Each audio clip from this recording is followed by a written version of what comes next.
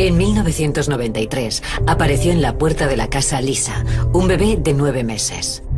Iba acompañada de una supuesta carta de Elizabeth que decía que no podía cuidar de ella. Fue el primero de los 3 hijos de Elizabeth que fue criado por Rosemarie y Joseph Fritzl en el hogar familiar. Lo terrible es que iban apareciendo en el portal un niño tras otro. Mientras yo vivía allí apareció uno. Fue horrible. Todos empezaron a hablar mal de Elizabeth. ¿Cómo se atreve? ¿Cómo puede hacer eso una madre? En 1994 apareció otro bebé, Mónica, en el mismo lugar. Y en 1996, los mejores amigos de Joseph, Paul Hora, y su novia, Andrea Smith, recibieron una llamada suya furibunda. Había aparecido un tercer bebé, Alexander. A lo largo de los 24 años que duró este crimen, vivieron en esa casa unas 100 personas, en los pisos directamente encima del sótano. Y nadie vio nada. Nadie escuchó nada. Nadie.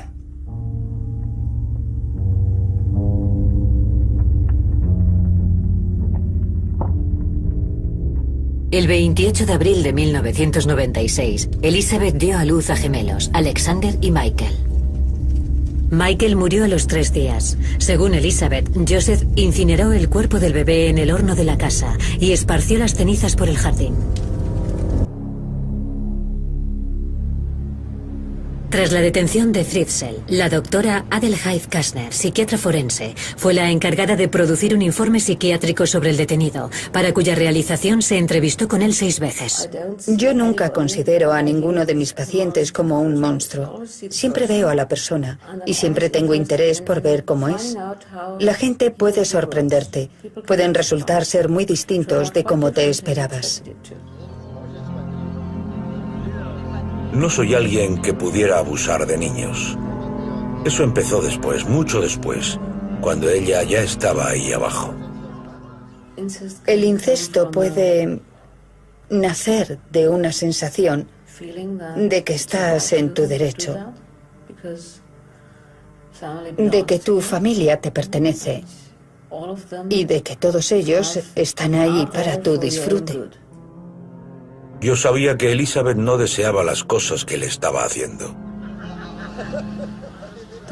Luego, puedes ir convenciéndote poco a poco, en un proceso que suele tener bastante éxito, de que no le estás haciendo ningún daño al niño, sino que más bien estás siendo un buen padre al introducirle a un mundo que de todas formas, antes o después, tendrán que conocer, y de que eres la persona más apta para hacerlo. Tú conoces al niño mejor que nadie. Sabes cómo manejarle. De veras me preguntaba que si debía soltarla, pero no pude decidirme a hacerlo. O quizás, precisamente por mi indecisión, sabía que con cada día que pasaba, el castigo por lo que estaba haciendo sería peor.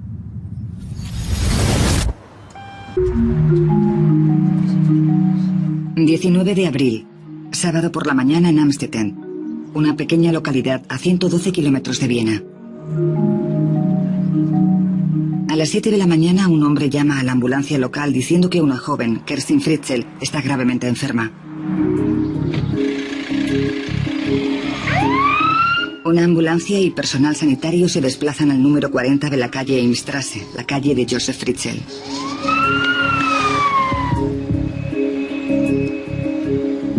Aquella mañana había sido tranquila en el hospital local, pero todo estaba a punto de cambiar con la llegada de la joven, cuyos síntomas en un principio desconcertaron al personal médico. Estaba, y actualmente se encuentra, en un estado entre la vida y la muerte. Cuando la joven llegó al hospital estaba inconsciente. Además había perdido muchos dientes. A medida que avanzaba la mañana, Joseph Fritzl, un hombre que se describió a sí mismo como el abuelo, acabó diciendo que la madre de la joven se había ido hacía muchos años para ingresar en una secta. Joseph trajo una nota dirigida a los doctores que había escrito ella misma.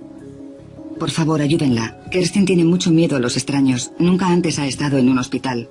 Le he pedido a mi padre que me ayude porque él es la única persona que conoce. El hombre que sostenía ser el abuelo de la joven dijo que había una carta y que era la cuarta vez que su hija desaparecida le había dejado un hijo abandonado. Nosotros pensamos que había posibilidades de encontrar a esta mujer, pero eso ya no era tarea del hospital, sino de la policía. En un principio, las autoridades se centraron en encontrar a la madre de la chica. Querían interrogarla sobre lo que ellos consideraban negligencia penal. Se escribió a todos los colegios. Se buscó en la base de datos del registro central. Se llevaron a cabo investigaciones en la oficina de la Seguridad Social. Se exploró toda Avenida, pero no había ni rastro de Elizabeth. El 21 de abril, todavía desconcertados por la enfermedad de Kerstin e incapaces de localizar a su madre, Elisabeth Fritzl, los doctores decidieron hacer un llamamiento. ¿Qué pretendéis conseguir con esta entrevista? Nos gustaría que la madre se pusiera en contacto con nosotros. El encuentro tendría lugar con mucha discreción y sin duda supondría un paso adelante en el diagnóstico y el tratamiento. Por este motivo se hizo el llamamiento en televisión, porque el doctor no daba crédito al cuadro clínico. No se podía explicar la grave deficiencia de vitamina D que Kerstin tenía. Tras el fracasado intento de encontrar a la madre de Kerstin, la policía se vio obligada a cambiar de estrategia. Fueron a la casa familiar para recoger muestras de ADN de los Fritzls, incluyendo muestras de los niños que la madre había abandonado anteriormente. Queríamos tener muestras de ADN de todos, con el fin de encontrar al posible o posibles padres. Siempre pensamos que una mujer con tantos hijos podría haber tenido más de una pareja.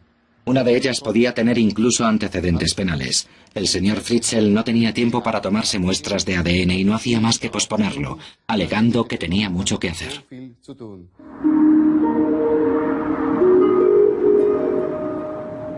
El 26 de abril, una semana después de que Kerstin ingresara en el hospital y con una enfermedad que cada vez se iba agravando, Joseph Fritzl condujo a Elizabeth y a sus hijos a la casa. Le explicó a su mujer que tras 24 años fuera, Elizabeth oyó el llamamiento y decidió regresar de la secta. Le dijo que estaba ansiosa de ver a su hija gravemente enferma. Si mal no recuerdo, llegaron a ir al hospital en un par de ocasiones, aprovechando que el doctor principal no estaba. Pasó el tiempo. Cuando volvieron después, la policía ya había oído que vendrían. Avisada, la policía estaba lista y a la espera. Querían interrogar a Elizabeth. El interrogatorio se centraría en esta mujer, en dónde había estado todo este tiempo y por qué había rechazado a sus hijos de esa forma. Pero no resultó nada fácil para la policía,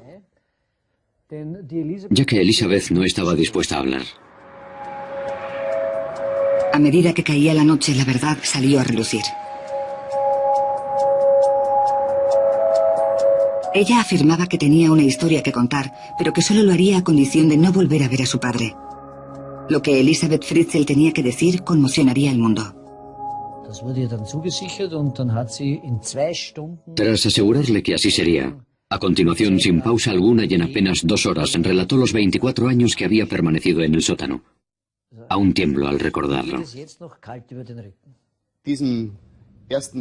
Este primer detective se encontró ante una extraña imagen.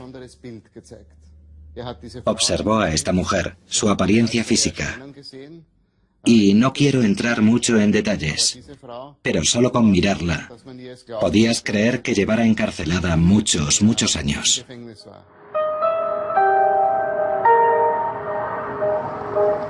Todo el horror comenzó a emerger de los secretos oscuros enterrados debajo del número 40 Davisstrasse. Los 24 años de la vida subterránea de Elisabeth Fritzl apenas llenaban un par de hojas, pero su impacto sería devastador. Para mí fue toda una experiencia. Y más cuando el torturador me había llamado por teléfono 24 horas antes de que saliera a la luz el crimen. Y me hubiera agradecido efusivamente el haber puesto en marcha un equipo de intervención en situaciones de crisis para ayudar a la familia durante la semana que Kerstin estuvo en el hospital. Desde que la hicieron prisionera con 18 años y la encarcelaran, ha debido de pasar muchísimo miedo. La cuestión es, ¿cómo ha sido capaz de hacer frente a ese miedo? ¿Y cuándo perdió toda esperanza? Porque eso es algo que tuvo que ocurrir en algún momento. Esto derivó en lo que se conoce como síndrome de Estocolmo, que es cuando la víctima se resigna al abuso. Escapar de un zulo habiendo 8 puertas con cerrojos siempre habría sido una tarea difícil, pero al estar embarazada es como si simplemente se hubiera rendido. Se produjo un cambio. Ella misma había mantenido que antes incluso de ser encarcelada, ya había sufrido abusos por parte de su padre. Y tras su secuestro, tuvo que soportar de algún modo una brutal violencia física, que con el tiempo se había ido atenuando. La gente decía que era una irresponsable, que qué mala madre tenía que ser para dejar a sus hijos en la puerta. Frau Fritzl tenía otros 7 hijos, y ahora encima tenía que cuidar también de sus nietos. Terrible. Durante los 24 años que Elisabeth permaneció en cautiverio, hubo alrededor de 100 inquilinos que tenían habitaciones alquiladas en la casa de los Fritzl, justo encima de su celda. Con la condena por violación de Fritzl borrada de sus antecedentes penales, nadie estaba demasiado preocupado. De hecho, los trabajadores sociales estaban impresionados con la reacción de la esposa, Rosemarie, y su preocupación por los nietos abandonados. La abuela se ocupaba con tierno cuidado de los niños Lisa, Mónica y Alexander. Los 3 niños han sido bien educados. Les va bien en el colegio, están integrados en la comunidad. Y las observaciones de la abuela en las calificaciones sugerían que el ambiente era de lo más normal.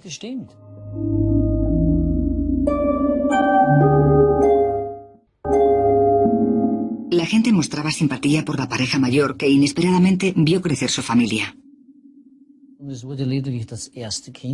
Solo se adoptó a la primera hija, Lisa. Los otros 2 eran niños acogidos. Decidieron hacerlo así porque el Estado no da ninguna subvención a los niños adoptados, pero en casos de acogida, según las edades de los niños en cuestión, la ayuda económica por niño oscila entre los 397 y los 410 euros al mes. Echando la vista atrás, y con cierta perspectiva, resulta inconcebible que este hombre solicitara ayudas. Pero puesto que es una disposición legal en Austria, los ciudadanos tienen derecho a solicitarla. Josef Fritzl no solo es que estuviera libre de sospecha, sino que encima recibía ayudas por parte del Estado. Lo curioso es que nadie, ni los vecinos ni los servicios sociales, se dieran cuenta de nada.